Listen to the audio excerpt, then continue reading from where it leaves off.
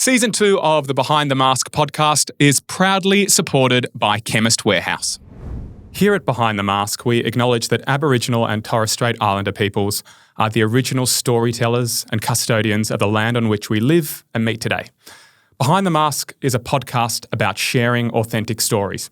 And in continuing that legacy of storytelling, we acknowledge that we're honouring and celebrating Aboriginal and Torres Strait Islanders' traditions, customs and stories. And we pay our respects to their elders past, present and emerging. Here at the Behind the Mask podcast, we shine a light on some distressing and challenging issues. This episode contains discussions pertaining to gambling addictions and suicide. If either of these topics are triggering for you, I hope you can listen in a safe environment. Otherwise, if you don't feel like you can engage with these topics right now, I hope you can come back to the episode when you do feel safe and ready. Why was it so hard to stop? I'd kind of resign myself to the fact that I'm just going to have to live with this. If my partner didn't step in and put it on me that she'd found out what was going on, I wouldn't be here today. I legitimately think I'd probably be dead today if I didn't do it. The Labor government literally has a gambling addiction. Now, I say that not metaphorically, I mean literally.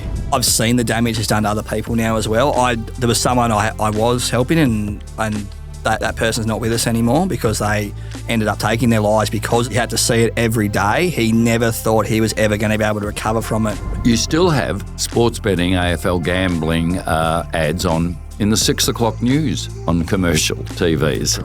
You can't advertise alcohol in the 6 o'clock news. Gambling, no problem.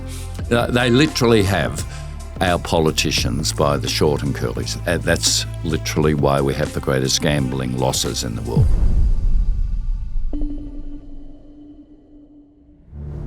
I'm Josh Pitterman and welcome to Season 2 of the Behind the Mask podcast. This show is about our diverse and extraordinary guests whose authentic stories have challenged them and changed them. They'll share the tools and wisdoms they use to find purpose, bliss, and a greater sense of meaning to their lives. And together, we'll unpack and ponder some of the more pressing and existential issues facing our society. Get ready to be inspired by the depths of the human experience. It's time to go behind the mask.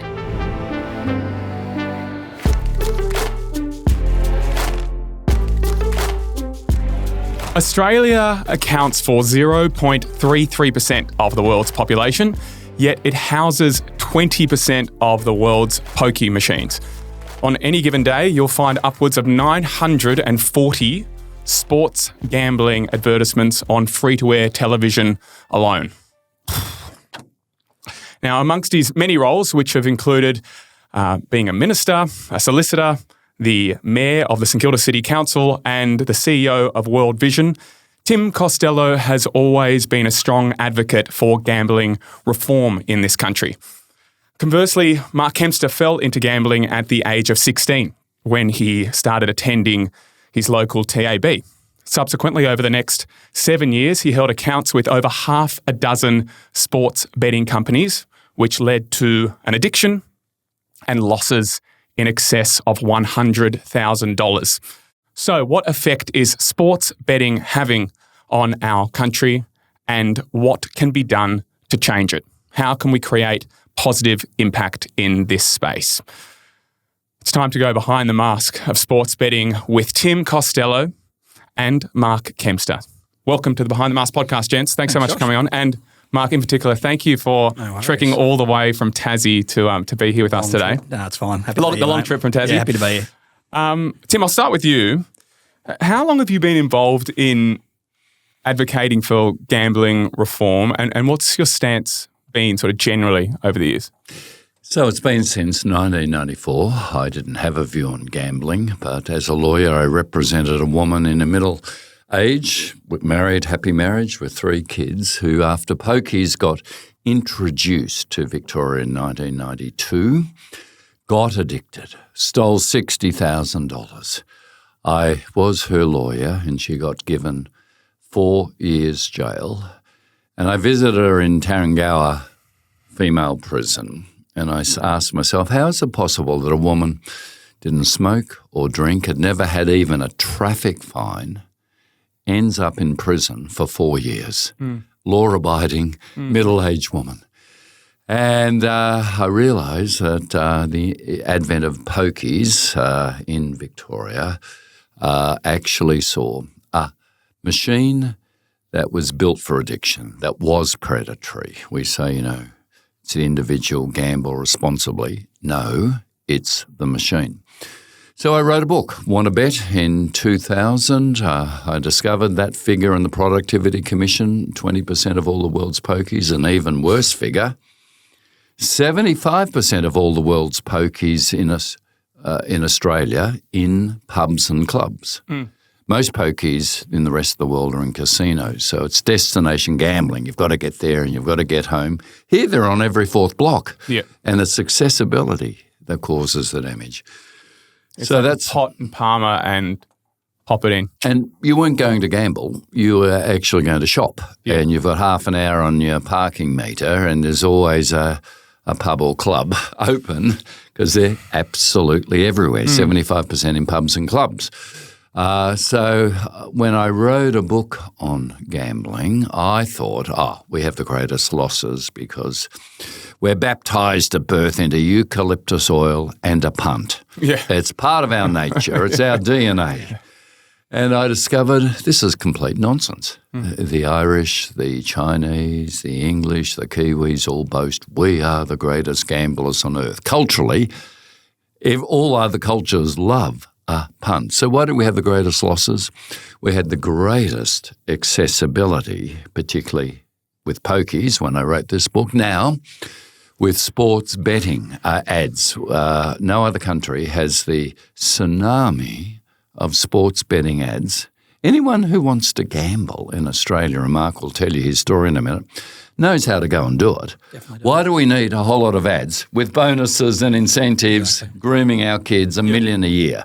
So I've never been a pro. $1 million ads a year. Million ads a year on free-to-air TV. So that's not including, things like KO, which is where sport lives. Social media, radio. Social media, yeah. On free-to-air TV. So, Italy, Spain, Belgium have banned them. Britain has 14 sports betting ads on free-to-air TV a week. We have. Britain does. Britain. I lived in London for a while and I always felt that there was a lot of Ladbrokes and a lot of stuff and it's only 14 compared to 900 TV. I spent compared to 943 or whatever it's a day. Exactly. Jeez. Yeah. So to answer your question, I've never been a prohibitionist. Adults absolutely should gamble. It's a free society.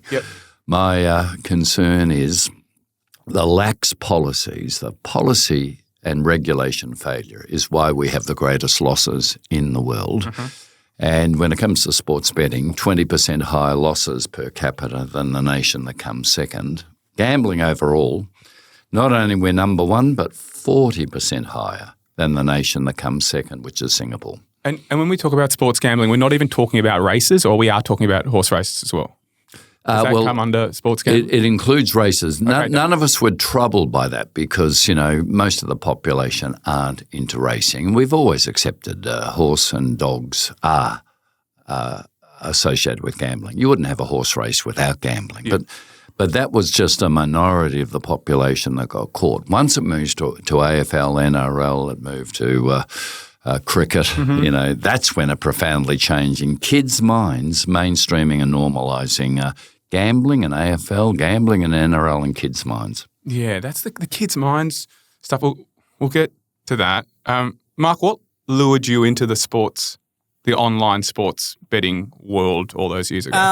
I enjoyed sport all my life. I grew up playing footy, playing cricket, whatever I could. I've got two brothers. We did that, playing at a park next door to our place, played footy out there, cricket all the time basically. So I was always into sport. When I started playing footy at a bit of a higher level when I was younger, so probably when I was 16, I was playing in my main reserves team that year, so with all the older boys and that type of stuff. So always every club I've ever been to has punters clubs or some type of syndicate involved in the club where you can see the boys betting. They're talking about what they're going to bet on. Back at that time, this is early 2000s, they were reading the form guide. You had to call up and put a bet on over the phone or you had to go down to the pub. So I'd follow them down, follow to the pub, that type of stuff after a game, see that type of stuff. And it was just it was always around the clubs I was in. Normalised even back then, but not to the point, but it was still, even those guys, I think they would all say they managed it okay. Like they were never, all the ones I've spoken to now, no one's ever ended up in the position that I ended up in because it was manageable back then. But I think because of, again, being brought up in a world where new media was coming through and social media was being introduced, I was on that a lot when I was younger in my teenage years and my 20s. So I think then having the ability for me to be able to put a bet on my phone, that's what kind of lured me in, I suppose. The ease of being able to do it and the ease of having it in my pocket and being able to do it whenever I wanted to, not having to tell my parents or I was going up to the Shoreline, which is my local shopping centre, to go get something, an ice cream, but I'd nick over the pub and put a bet on, basically, when I was up there type of thing. So I didn't really have to lie to anyone. I could do it by myself, and I think that's what kind of probably lured me in to start with, I reckon, yeah. Just in what you said, it sort of said, I'm going off to do one thing and I'd nick off and do that, and I didn't have to lie to anyone. No. So you're clearly aware that when you're gambling that this wasn't serving you. I was underage at the time, so it was purely that. But was there other level of consciousness or conscience going, it's Jiminy Cricket on your shoulder going, hey, kid, don't gamble? I think my whole addiction, the whole 12, 13 years it went on for, I knew I was doing the wrong thing every time I put a bet on, probably, I reckon. Really? Yeah. I back in my head, I always knew I shouldn't be doing this, really. Or even the time I had probably the money to do it, I still knew I shouldn't be doing it because after the first couple of years of having it on my phone, like I knew I was in all sorts of trouble. Like I knew I had a really, really bad issue, and I hid it for another 7-8 years after that because I was ashamed of it, and I wanted to. But it also, the win gave me joy as well. That's the thing. That's what lures you back. It's the change in your brain function that once you get that first win, you want another one, and it felt good to win, and I felt like people dopamine response, yeah, all the time, and it felt. But I also felt like it was as part of my DNA, my character at that time. I suppose people kind of saw me. Like we'd go to the races as groups of friends, and when we had the Hobart Cup and stuff like that, and I think people would always come to me, "Oh, Mark, what's your tip for this one?" type of thing. I think kind of felt like that was my persona. I was the sports guy. I was would be able to give you a tip for something. So what it's was a going on? Like, it almost gave you a sense of self-worth. Yeah. in a space. Yeah, and I think I didn't really want to lose my self-worth at the time around it. I didn't really see. Because I was struggling so much, I didn't see who I was outside of it anyway. Like I felt that this was going to be me type of thing, and that was hard. But all the time, I knew that there was a voice in my head saying you shouldn't be putting that bet on. You're chasing what you're losing. Stop what you're doing. But my brain changed so much in that period of time. I had no idea really by the end of it what I was doing with my bets. I would be putting, like I put a bet on a Tuesday and I put the same bet on Thursday and Friday, forgetting what I've done because the amount of advertising I was getting towards the end of it as well, when this bombardment and like Tim says, a tsunami of advertising's come in, like I was in a zone where I just forget what I was doing, basically. I don't remember a lot for the last 2 or 3 years I was gambling just in my own life because I was in such a mental state where I was just in this zone where just everything around me was a blur, basically. So it's sort of a fight or flight state. Yeah. Almost. Yeah, basically, a real sort of stress response. Yeah. I want to know, firstly, Tim, how much are people across the board, maybe you might know these figures, but losing each week? So every adult is losing roughly $1,700 a year, but most of us aren't gambling.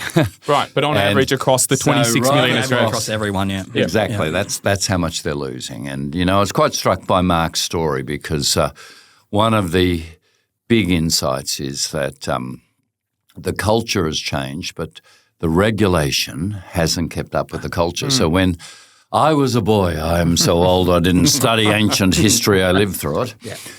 They'd legalised TABs, but TABs weren't allowed to even have chairs. Yeah. They weren't allowed to actually serve food. No.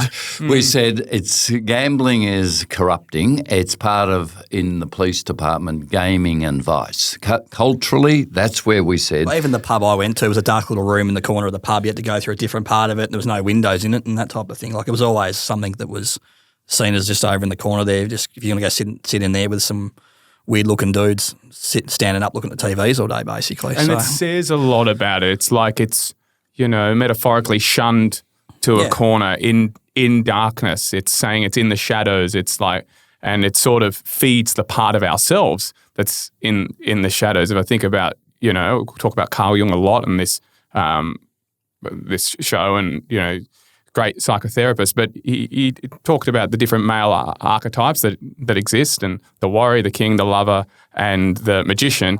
And the addict is a shadow of the loving self. But we in society, like, we're all an addict in some way. That exists in all of us. There's this little bit of addiction, but actually, the way we treat it by shunning it in a corner, by talking, it's like it becomes this monster that we're going. But people want to feed the monster, and that's a scary thing. That's true on a micro personal psychotherapy level, absolutely. But there's a bigger on conversation. A social level, the culture actually said, we know it's gaming and vice in the police department. We know this can't be mainstreamed. And this is what got me, after my first legal client, really engaged back in 1995. Jeff Kennett opened the temporary casino here, and his words were, "This casino is a beacon of hope. This casino represents the new spirit of Victoria." Now, the words hope and spirit are very important words to me. And I remember how jarring it was to hear a powerful premier using those words for a casino. And suddenly I said, okay, what was in the shadow socially, gambling is part of life, but it's kept there, has been mainstreamed as the saviour of the Victorian economy, of the culture of Victoria. And I remember thinking, it's not the Eiffel Tower, it's a casino. It's not a building, we're going to be proud of. And my sense of outrage really came about by taking what should have been in the shadows and literally saying, it's our saviour. Kennett wrote to every Crown Casino employee, 10,000, thanking them for the magnificent job they were doing for Victoria. He didn't write to teachers. He didn't write to nurses. There was this profound shift between what we'd put in the shadow to what now is, dominant. And that's that cultural change where regulation has never kept up with it. So now it's on your smartphone. I guess what I'm saying with the shadows is that if it's always in the shadows and we treat it as and we shun it, we're there's a part of us that wants to dabble in the space, but we need to shine a light on it in a way that is constructive. There is positive ways to shine a light on gambling and there's really dangerous ways. And by calling it the saviour, and this sort of hope and spirit, taking into, religious terminology or faith terminology, that's becomes really, really dangerous. And since then, it's like it escaped any shackles we had it. People, you took a monster and you just went. Let it go. People always say, taboos are bad. No, humans have always needed taboos to function. Yes. And they are guardrails, and we can go, they might change. But when you actually throw the guardrails totally out and it moves from culturally the gaming and vice category to the economic saviour, literally you are going to see people devoured. People like Mark and many others devoured. Yeah. So, Mark, in that 7 years, you talked about, or longer. Yeah, it was probably 10 or 12, really, yeah. You talked about, you knew that this was something that you shouldn't be doing, or there was a part of you that wanted to stop doing it. Yep. Why was it so hard to stop? Got to a point where I thought that I probably it was just going to be me. Like I'd kind of resigned myself to the fact that I'm just going to have to live with this for the rest of my life. And I always wanted to stop, but it was hard. I didn't want to either. But then trying to get away from what I was receiving every week from gambling companies was near on impossible towards the end of my addiction. Like I was sent inducements, and I've shown Tim the stuff I was sent. Like I was the last year of my addiction, I was sent. I tried to stop myself from gambling nearly every second week. So on one of the particular big companies in Australia's, all the platforms have to have a way you can ban yourself for a certain amount of time. You have take a break functions basically. So you can do it for a week or 2 weeks or a month or whatever you want to do. So most Saturdays the cycle would go. I'd bet stupid amounts. I'd lose a couple of grand sometimes. I'd feel awful. I'd just be angry and horrible to be around. I go, I'm going to quit. I'm not going to do this anymore on the Tuesday. Block it for 2 weeks, going, that'll be enough for me to get over it. Come back to it in 2 weeks' time. And then as soon as that 2 weeks is up, I'd have an email there from the company saying, hey, here's the promotions for this weekend, and we'll match your bets. We'll match all your money if you put it in your account. We'll give you double the amount of money if you put it in. And so there was 17 times in that 1 year that I banned myself from a certain company, and not once did I get a call from that company to ask me if I was okay. Not once did I get any email from them to try and justify the amount I was betting and try and show that I was working, I had an okay job, but I was only on a very $65,000 a year type of job at the time. But so I bet probably $20,000, $30,000 in my last year when I was of the stuff I'd put in, but also the stuff I'd won and given back to them. Like it would have been easily that amount of money in that time. You're saying 65 before or after tax? After tax, sorry. After tax. So a third to almost a half of your earnings. Yeah, and also taking money out of my savings, and like I had some redundancy payments I got from a different job, which was a significant amount. That's all gone now. Like by the time my addiction came out to my family, my partner, that all my savings, I was living paycheck to paycheck and didn't tell anyone, and I was making up excuses to try and get money off my partner to pay for things to try and just cover up what we're doing type of thing. But so yeah, like trying to get away from it, that's what made it so hard. Like I was sent emails, text messages. I was never asked if I was okay by these companies. There's no duty of care. They could see if someone's banned themselves 17 times in 1 year, they've got an issue. They've got some type of problem going on. Yeah. And the my gambling kept increasing and increasing and increasing during that 2 to 3 year period, like especially towards the end of it. So like I don't think I would have ever been capable to stop by myself anyway. And if my partner didn't step in and put it on me that she'd found out what was going on, I wouldn't be here today. I legitimately think I'd probably be dead today if I didn't do it. I was never suicidal during that time, but I think I could see where I was going to end up. Like this is 4 years ago. If I had another 4 years on top of that now, I would have had no money. I know my partner would have left me now because she's told me this now that she was getting to her wit's end. My son was 2 at the time when all this came out. I would have lost contact with him. I wouldn't have been able to cope with any of that. So I know where I would have ended up. So I was never in the headspace towards the end of it to do anything about it.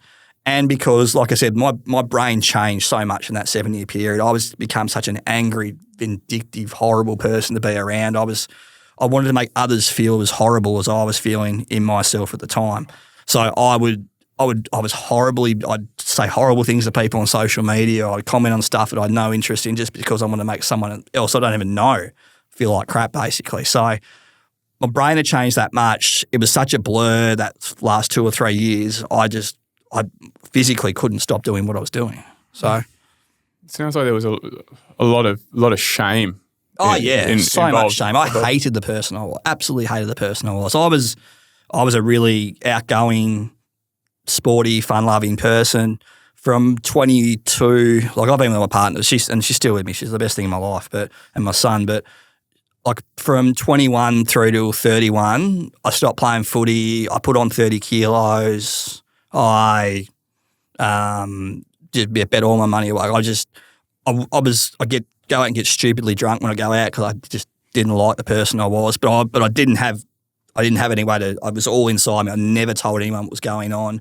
People around me now have told me like you're an asshole. Like we knew you weren't right with something, but we could never know what it was because it was So I just held in so long, and I would have exploded eventually. So it's amazing to me, Mark, how common your story is. Oh, it is. A partner, a woman almost always rescuing. Yeah. Just on this weekend, I heard the same story, and it's almost identical. Would have lost my children, would have lost my self-respect, would have lost my life, but for her. Yeah. And I didn't choose to give up in the end. It got put on me. The last day I gambled, it was Cox Plate Day 2020. It was the grand final that day as well because it was the COVID year, so the grand final got pushed back for the AFL that year. So it was all on the same day. So Christmases had come at once.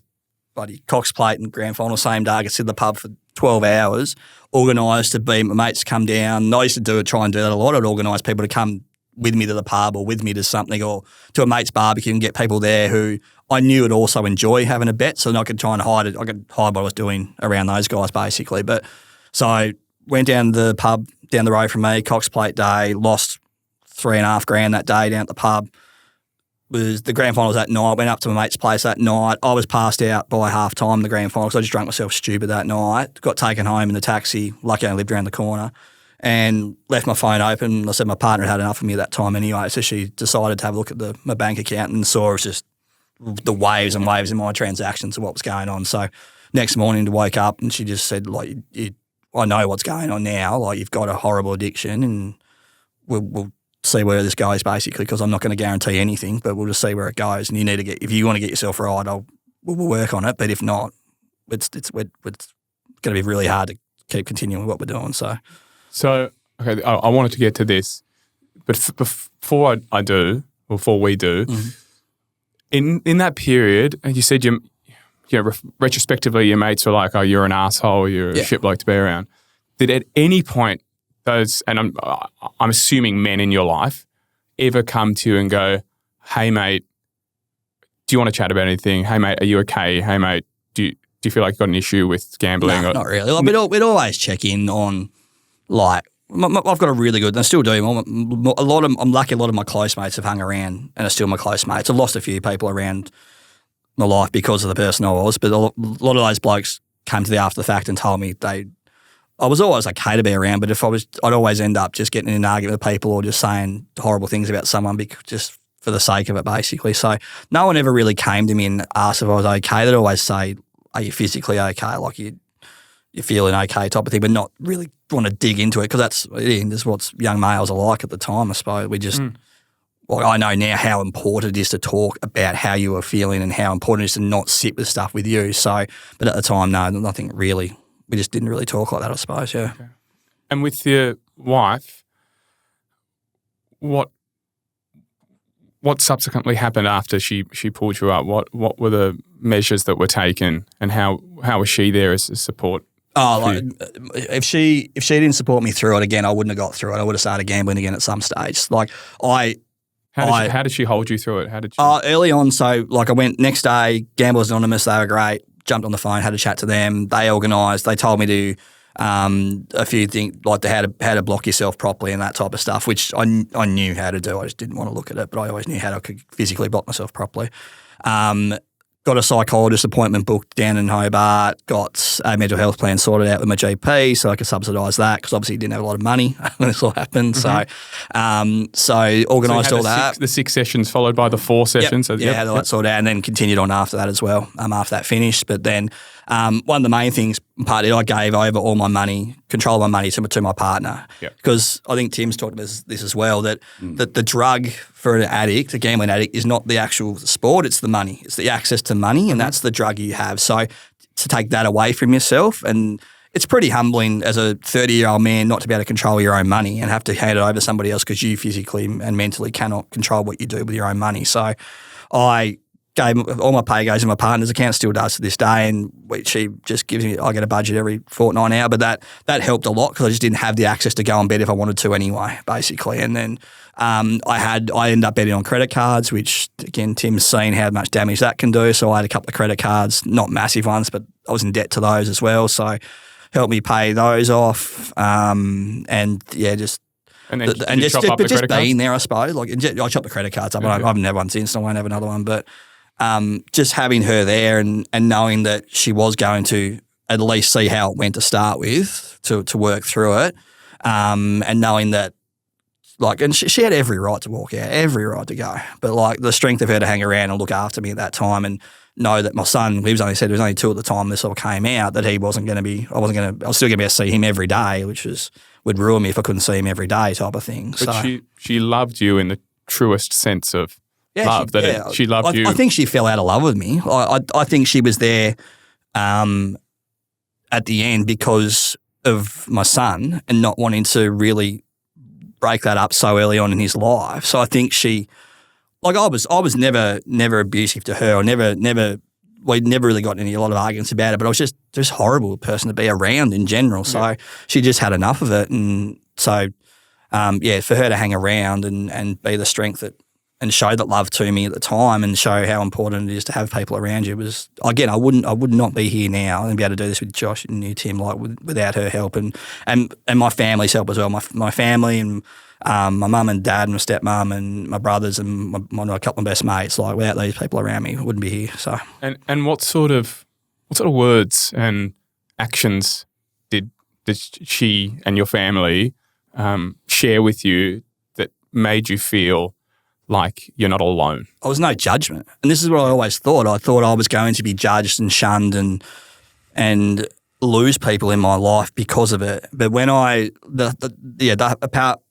hardest day that was, as hard it was that day, the hardest thing I did the next day after it all came out, I got everyone around, my mum and dad, stepmum, brothers, a couple of best mates, and sat them down in the lounge room and told them, I broke down, I burst into tears. What did you say? Blood nose, everything like that. Because I just told them I've got an issue, I've got an addiction, this is how much I've lost, and I'm a mess right now. And there was no judgment from any of them. They'd support me. There was disappointment and all, and that's just human nature. But they were there for me. And that's the main thing. There was never once I felt like I've been judged by anyone close to me around, and that's what I always thought was going to happen. I thought I was going to lose everyone in my life if I ever told anyone what I was doing. So it's that shame theory of like that.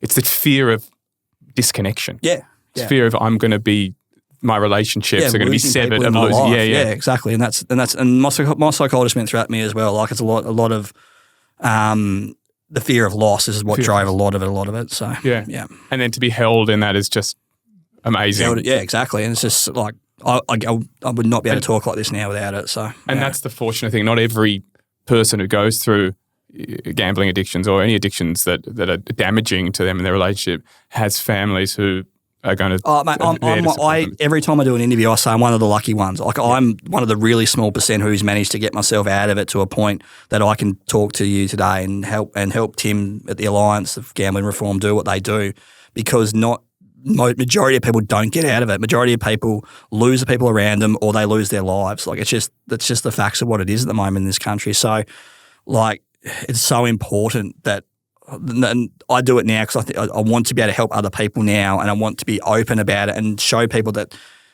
to find someone who you can talk to about it and have someone who can support you, and you can get through it. Like it is manageable to get through, but you can't do it by yourself. You've got to open up and be able to talk to people to get through it. Shane's partner's response, I think, is very instructive because there is another side to this. She understood that shame can actually lead men to end up taking their lives. Yeah. But others who try to intervene with their women, with their partners, end up saying words that make the partner feel humiliated.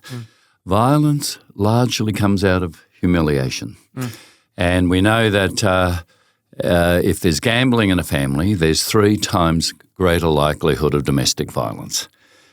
Which is why the Prime Minister's expert panel on domestic violence just last week, the Rapid Review, recommended a total blanket ban on gambling ads because the humiliation that, I've been found, I've been criticised, I've been judged, is a profound source of violence. Yeah.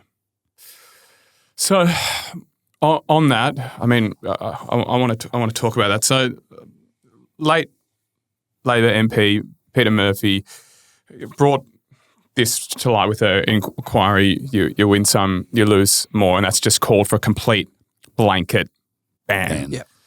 What are the conversations happening with government. What reforms are you asking for, and what's coming back to?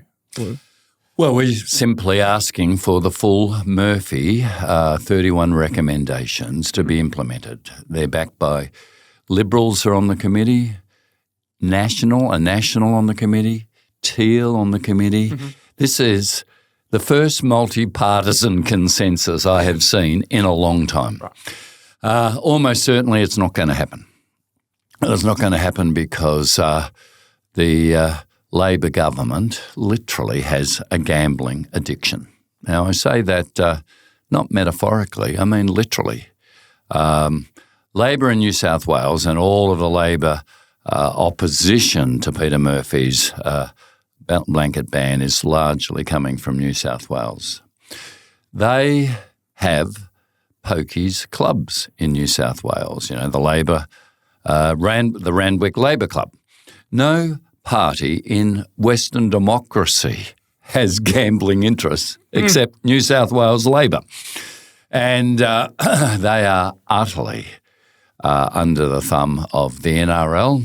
We know the Prime Minister, one of his best mates is Peter V'landys, chair of NRL and chair of New South Wales Racing. Why was NRL having its opening game in Las Vegas this season? Mm-hmm. For gambling reasons, which Peter V'landys just calls entertainment. Yeah, entertainment apparently. Yeah.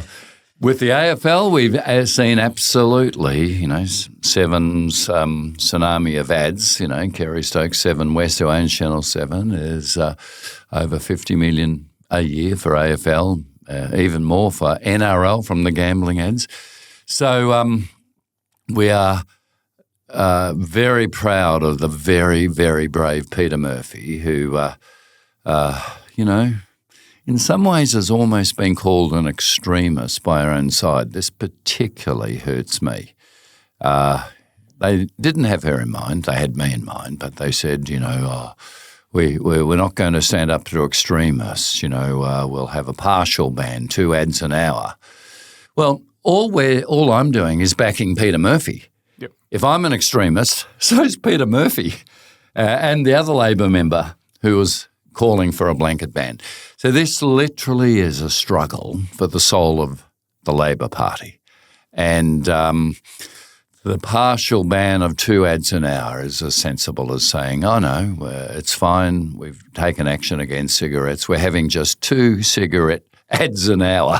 I mean, that'd be ridiculous. We wouldn't do it. It's completely ridiculous. They'll say, oh, well, we'll protect kids. No, they won't. They will still have 2 gambling ads an hour and family-friendly shows, MasterChef, Gogglebox, Lego Masters. So that's when they're planning on doing it through those shows. Because I've read that they're saying they're trying to get rid of the saturation. So 2 ads an hour, 2 ads an hour. Is that what they're saying? An hour. 2 ads an hour. So what does that account to a day? 48. That's per station though. Per station. So 48 times, is that the 5 free-to-airs? Three free-to-air stations at least. Yeah, so we're talking, so there's 6. So it's 150, 300. So it's still a hell of a lot. They're saying the times are going to change. So during MasterChef, sure, and Gogglebox, okay, but they're saying during sport, before and after sport, are any of these enough? No. The partial bans do not work. So, they're trying to say, oh, we found the right balance. We'll ban it an hour before the game and an hour after the game. You still have sports betting, AFL gambling ads on in the 6 o'clock news on commercial TVs. You can't advertise alcohol in the 6 o'clock news. Gambling, no problem. They literally have our politicians by the short and curlies. That's literally why we have the greatest gambling losses in the world. And a partial ban didn't work with tobacco. They started with partial bans. Smoking rates went up under the partial bans because what predatory industries do is they find the loopholes, they move into the vacuum, and it doesn't stop them in their tracks. And, one thing you were saying earlier, Mark, about your own experience, incentives and bonuses coming, what the brave Peter Murphy did as chair, and of course I call her brave because she lost her battle with cancer just before Christmas, age just 50. She actually cross-examined the CEOs of sports betting companies, had them admit that if someone is winning, they slow them down. Yeah. And then if they keep winning, they ban them. Yeah. Wow. If someone is losing, they give them a bonus, an incentive. I've seen that. I know. I've got friends I know who can't bet with companies now because they were good at what they do. They're doing too well. Yeah, they just ban you. Well, so it's just a rigged. They'll lower It's the Not amount. even a level playing field. No. It's You can have a totally rigged system. The most you can have is sort of 10 cents on that one. Wow. Yeah. A totally rigged system that is asking for those who are suffering to suffer more and more and more and more. Three quarters of all the losses are from problem gamblers. They don't. It's a fact. Like, it's not even disputed. That is. And many of those, thankfully not you, Mark, end up going to jail because they start seeing, and they pocket the profits.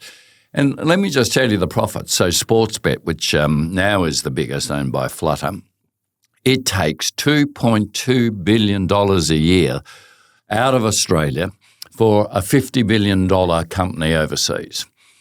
The former chair and creator, it was then called Paddy Power, now it's Flutter that owns Sportsbet, was on Radio National saying, basically, I resigned. I'm ashamed of what I've done.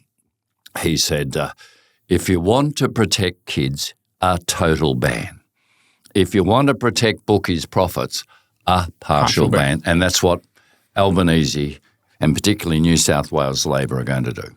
Okay. And it's all the same arguments. He's from the UK. It's all the same arguments over there. He said, I used to use the same arguments over there, and it's all bullshit. Like, I know they're lying. They're lying to you now, and it's not going to work unless you ban the whole thing. So what evidence do we have, or what research has been done, and once again you might know this, Tim, of the effect that this is having on young minds?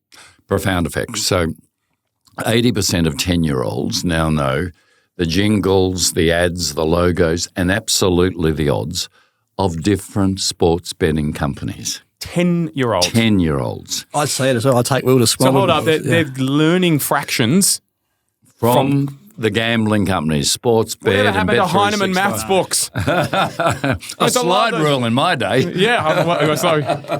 I was a bit later on than that. That's all right. Heinemann maths books were for two things: one for learning a fraction or whatever, and two for covering up anything that was happening hormonally. Very You're good. right, yes. Very good. So look, the truth is that this generation of parents are the first in Australian history to have to explain to 10-year-olds what a multi is. And the argument of the gambling industry is, but it's legal. Well, actually, so is tobacco. And people should be allowed to smoke. I'm not a prohibitionist on gambling or tobacco. But if we had 80% of 10-year-olds that could tell you the difference between Peter Stuyvesant and Marlboro cigarettes and the cost and the number of ciggies in a packet, we would be outraged. We'd say, this is an adult product. How dare you? That's what we've allowed the gambling industries to do. And worse, mainstream it with kids' football heroes. That's really the power of it. Yeah. Normalise it is one thing, but to sort of beatify it is another. So, yeah. Well, you see that. Like, you see there's like Nathan Brown, Kane Corns and people like this. Like, they want to be taken, like Kane Corns, he wants to be taken seriously as a journalist, and he shoots his mouth off a lot on what he talks about on the radio. But then on Twitter, every time before a game, him and Nathan Brown are on Twitter or on the AFL page doing a match preview, but with just odds, just talking about odds in the background and things like that. But so the integrity these people, these AFL players lose who want to join it, I don't see how it goes through their brains that they think it's okay to go and do this. And yeah, I think they're probably thinking about, a lot of this is ultimately the destruction of a neo-capitalist society. Like when we abused, like capitalism, I'm not a prohibitionist either. It's personally not for capitalism, but when we abuse it in this way and we distort it and turn it into a monster, we have Nathan Brown and Kane Corns who have great footy minds. Yeah. Not talking about footy in relation to footy. No. We're talking about in relation to gambling. Yeah. And then your son goes off and sees it and goes to ask your dad about, do you know Collingwood are $1.50 favourites today? Not talking about how they can win. Yeah. The sports bet said they're favourites. Yeah. So you're a Bulldog supporter, aren't you? Yeah, Bulldogs, man, yes. Eastern Woods. Your premiership captain, Eastern Wood, yep. he absolutely is different to Nathan Brown and Chad, was it? Kane. Kane. He said, while he was still playing, I'm prepared to take a pay cut to get rid of the sports betting ads. When I texted Easton to ask him to sign a letter calling for a total ban, which John Howard signed and Turnbull and Steve Bracks, straight away, Easton Wood said, absolutely. So there are very principled footballers too. Definitely. He's a very principled man, Easton, in many, many ways. Yeah. Exactly.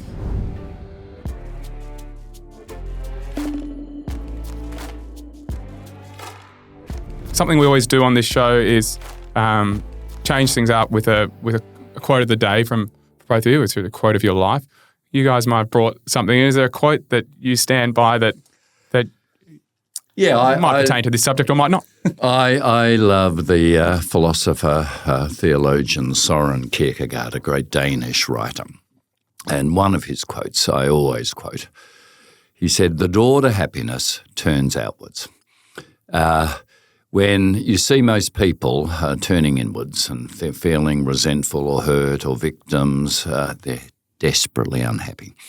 When you actually turn outwards and say, it's not about me, it's actually about others, what can I do to love, protect, serve, give to them, I will be happy. The door to happiness turns outwards.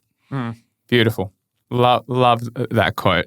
And maybe sometimes you have to spend some time in to be able to go out. True. And it sounds like this is a little bit about where you're heading with all. Not as well spoken as that. No, not in terms of quote, but in terms of how your life journey and where it's leading in terms of having an impact on others. Yeah, well, that's the thing. My whole reason I speak in these forums now and speak where I can and try and help the Alliance out as much as I can because I want to speak out and show people that I want to help people now. Like for me to get through what I went through, I don't want the 12 years of my life to be to mean nothing in my life. I want it to mean something. So I want to help other people now, and I want to try and help as many people as I can to not fall into the traps that I fell into. So I don't have a quote as such.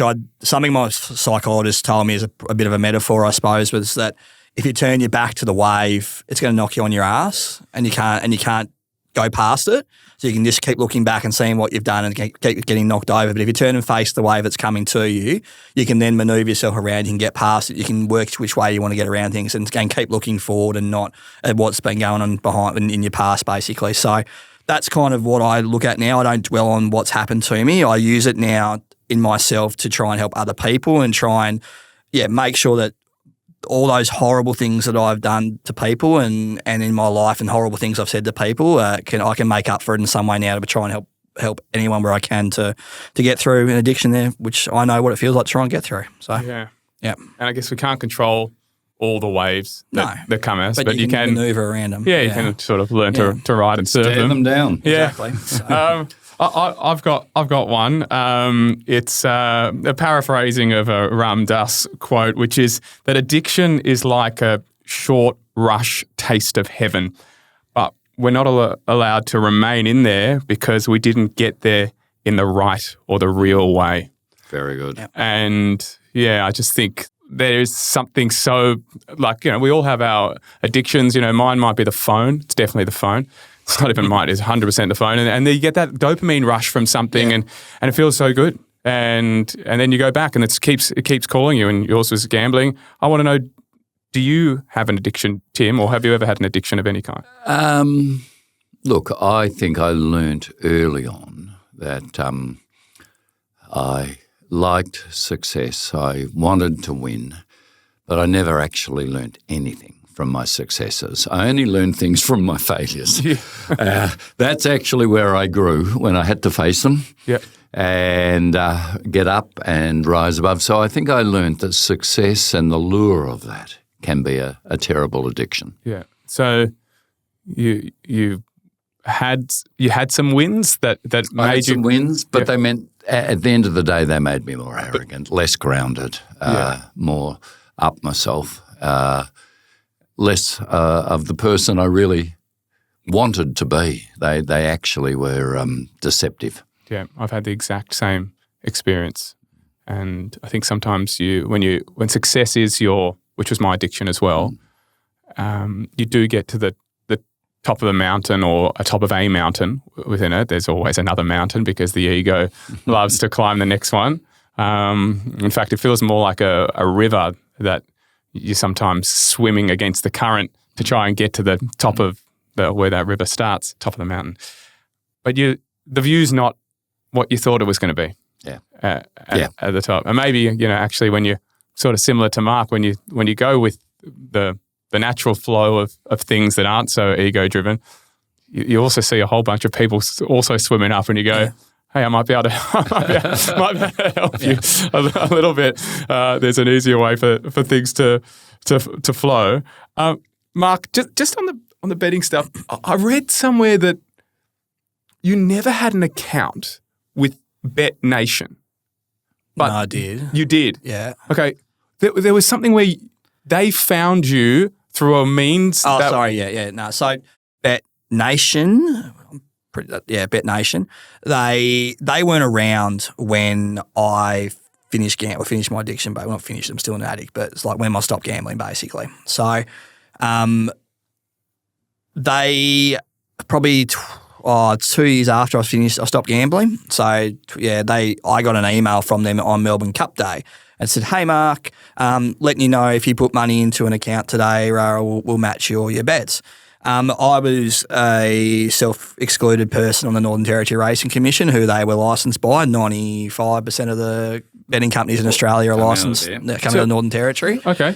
Because of the tax incentives they get, basically. Right, so they're pretty much the Northern Territory government have offered lower tax rates to get them all to basically license themselves out of the Northern Territory. So you've got to go through the Northern Territory Racing Commission to get yourself banned for 90. Well, at that time you did. Now the federal government brought in Bet Stop, which is one good thing they've done so far is bring that in. They messaged me with an email.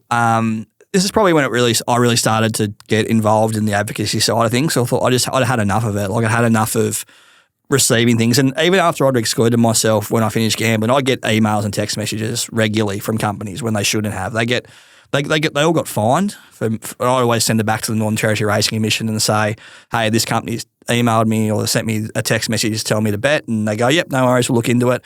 Get an email 2 weeks later. Yeah, they've received 2 demerit points and a $1,000 fine.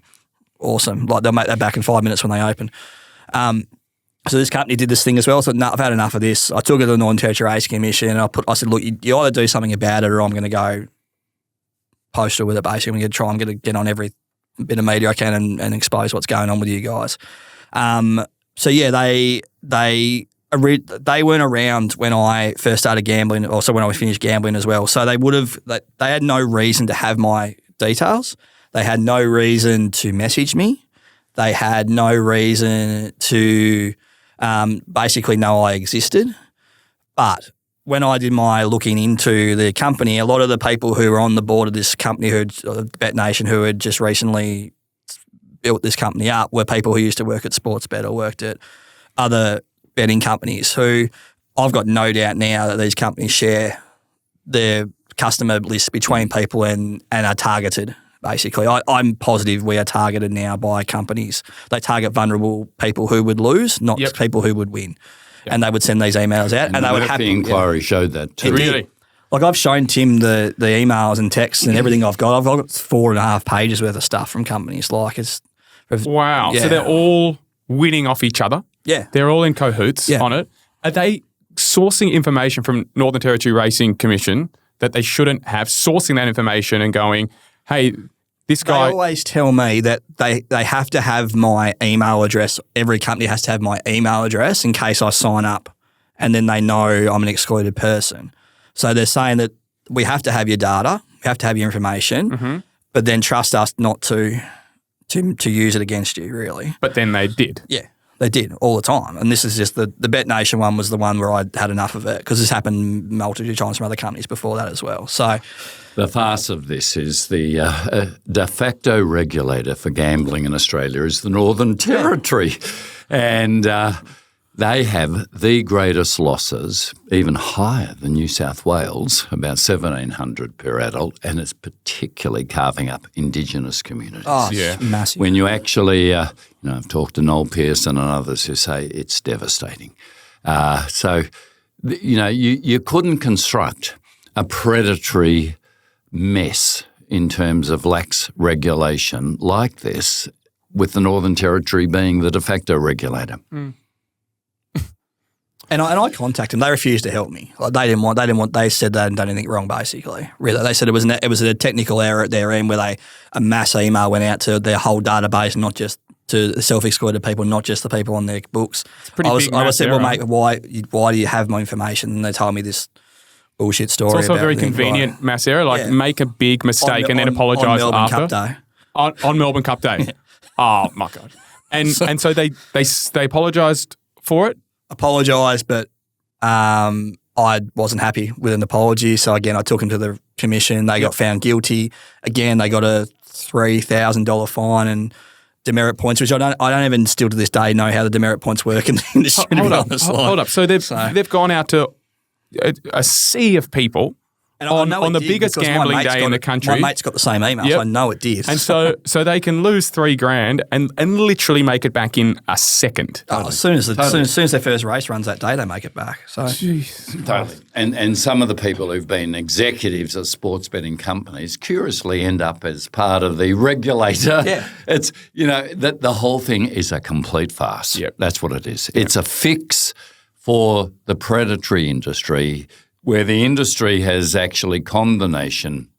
This is fine because of all cultures. Australians bet on two flies up a wall. We are the gambling nation.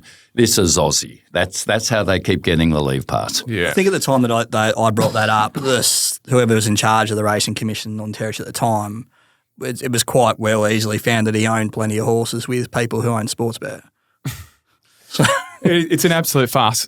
Tim, where do people go if they have a sports betting addiction or if they have a gambling addiction of any kind? So there are a number of help groups out there. Gamblers Anonymous, same 12-step principle as AA, and I've gone to a number of those meetings, and I have to say, I never leave them without shedding tears. Really? The level of vulnerability and courage of people who were total strangers who sign up and share with an honesty and authenticity. Frankly, as a minister of religion, I would organise all churches to be like Gamblers Anonymous. The level of they're amazing to me. am out of control. And to strangers, I'm telling you my story and I'm receiving the support is fantastic. Doesn't work for everyone. There's Gamblers Help. There's any number of other bodies. Yep. Some are just personal one-on-one. But yeah, absolutely admit you've got a problem and get help. I'm interested just quickly on the church situation. Did you have a lot of gamblers come into church? Look, in church you know that there would be a number struggling with it, but church is still a place where you go because I guess you want to look a bit respectable, so you don't always share those things. And that's what I mean about reorganising church on the 12-step principles. Yeah. When you go to AA or GA, you are going to actually share with people who are going to be ruthlessly honest and transparent and hold you accountable. Look, there are some churches that do better than others in that, but it's not the DNA necessarily of church meetings. Yeah. Was church for you did that ever lure you into your addiction in terms of success? Oh, yeah. Certainly, I was a good preacher. And, you speak beautifully. Well, thank you. Great voice. And, I'd be invited to speak at, I guess, mega churches and big conventions. So absolutely, that success syndrome wasn't that the church set me up to be the cause of my addiction to success, but certainly it was an area I shone in. Yeah. I mean, churches are come in all shapes and sizes. You can't look at most rock stars in America, and they got their start in church. And, from Elvis on to Michael Jackson to, when you're actually given a chance at 12 to sing and to speak, as I was. And, it actually is an incubator for giving you confidence. Yeah. And there's very few groups in society that meet week by week, have a morally serious topic, we call it a sermon, pass a plate around, not just for their own needs, but for the needs of their community. I mean, that's a good thing. Yep. Very few people do that. Yeah. It's humans that destroy it. Exactly. Yeah. Exactly. So you sort of talked about it a little bit earlier, but what were the failings that you've had that you went, hey, that's my lesson. That's the bigger calling. Look, I realised that I had a gift that could be exploited. That is, you could cross a line from being inspirational and persuasive to possibly being a bit manipulative. And you see this with, charismatic preachers who then use their gift for prosperity theology, give more. And then they live lifestyles where the tribe are giving to them and feel blessed because their leader is so prosperous and successful. Now, I never went down that track, but I did see if I had the gift potentially, if I wanted to exploit and manipulate, I could have done that. Yeah. Getting back to that, those Jungian archetypes, the magician's shadow is the manipulator. Yeah. There you go. So you can get all that charisma, all that stuff, but you can, And I've certainly known when I've done that too, because it's maybe not in major situations, but in certain conversations and in having an agenda. Yep. Really interesting, very, very interesting. Mark, you said you've obviously lent on your family and your partner. Where are you in your recovery journey? And how are you, talk about sort of sending the lift down and helping others, where are you on that journey? That's probably my main drive at the moment is helping other people. I'm in a really good spot. Like I don't even think about betting anymore. When I think about betting, it's because I want to punch the TV because sports bet's on basically. I don't think about betting. But you're still angry at it? Like, have you got to a point of... I'm really angry at it. I'm really angry at it still. Like, I'm not angry at myself. I'm angry at when I see this and I know how damaging it is for people to see this every day. Yeah. So at the moment, I'm from Hobart. I regularly help people down there. So I have people reach out to me every time I'm on the radio in Hobart, or people from Sydney when I was on with Ben Fordham and 2GB the other day. I had people reach out to me and go, can you give me a call? I just want to have a chat about how I'm going, because I don't want to open up to my family. I don't want to open up to, I went to a Gamblers Anonymous session, but it wasn't for me, which is fine because they're not for everyone. So I'm really trying to do that part of it now and try and help as many people as I can who reach out to me, and I'll go and have a coffee with them and I'll go and have a beer with them or do whatever they want to do and talk to them on the phone and just talk them through and be available as well. Like, give them my number. Say if you need to talk, call me. If you're struggling one day, tell me we'll go to the gym, we'll go to kick the footy, we'll go to play golf, whatever you want to do. Because I know the damage it did to me. I've seen the damage it's done to other people now as well. There was someone I was helping and that person's not with us anymore because they ended up taking their lives because of he told me that he from just because of the amount of he couldn't get away from it because he had to see it every day. He never thought he was ever going to be able to recover from it with the way we are now because of the amount of ads he sees every day, because of the amount of stuff he is sent. He couldn't read the newspaper. He couldn't listen to a podcast about something not even remotely related to sport without a sports bet ad or an ad for another gambling company popping up in it. He just had enough. And he lost a lot of money and, he's not with us anymore. But it's like trying to not let people ever get to where I got to and where people like that have got to is what drives me now. So I'll help anyone I can now, and it gives me drive. It helps with my recovery. It helps my recovery to help other people now. That's the whole thing with it. Like, again, I was such a horrible person for so long. I've got a lot to make up for, I think, and it's what drives me now to try and be the best person I can be for myself and my family and my boy, and not have. I don't want him to grow up in where we are now. I don't want him to grow up and have to ever consider that he could fall into an addiction that I fell into because of the way our society is. We know that. Yeah, I get angry about it because we know the damage it does. We know that people cannot go and I suggest if people don't, what they want to know more about the struggles people are having with it, go and read the recommendations from the Murphy report. Go and read the submissions that people gave to the inquiry, like myself. I went and spoke to the inquiry about, I wrote a 4-page letter to them and I read it out to all the senators and people were sitting there.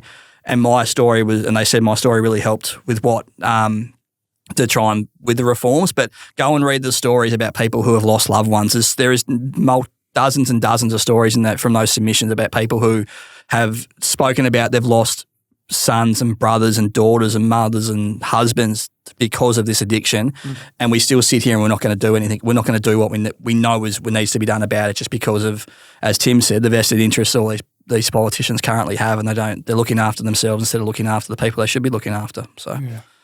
Guys, thank you so much for coming on today. Mark, thank you for your story, which is painful and sad and harrowing and equally inspirational. I love that you've had the people around you and the wherewithal to turn this around so that you're ensuring in the best possible way that this doesn't happen to the next person. It's such a beautiful sense of purpose and service. Thank you. And may more people, turn and flow down the river the other way. Hopefully. Yeah. That's the whole game.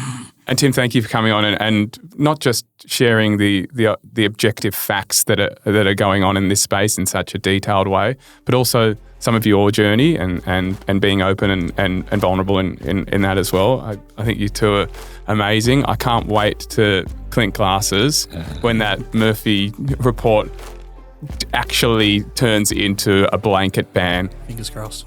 It'll happen. It has to. It has to. Totally has to. Yeah. Thank you so much, gents. Pleasure. Thank you. Thank you. Appreciate it. Thank you.